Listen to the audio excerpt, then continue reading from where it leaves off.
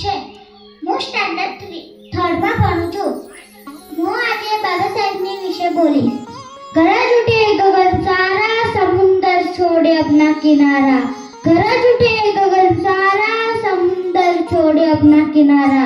हिल जाए जहां सारा, जब गूंजे जय भीम का नारा.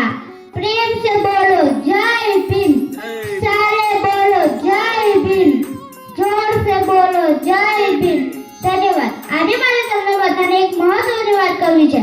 હિન્દુ કોડ બિલની. શું છે આ હિન્દુ કોડ બિલ? મહિલાઓની મુક્તિ માટે એક ઉજળ સવાલ. મહિલાઓની મુક્તિ માટે એક ઉજળ સવાલ.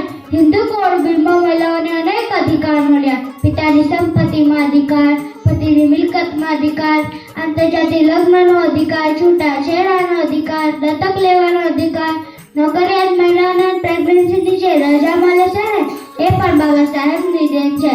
એ પણ બાબા સાહેબની દેન છે. બંધારણમાં અનેક કાયદા કરી બાબા સાહેબે સ્ત્રીને પુરુષની સમોવડી બનાવી. અત્યારે કોઈ સ્ત્રીને હાથ લગાવી ગેરવર્તન કરે છે ને એની ઉપર પણ ગુનો નોંધાય છે સાહેબ.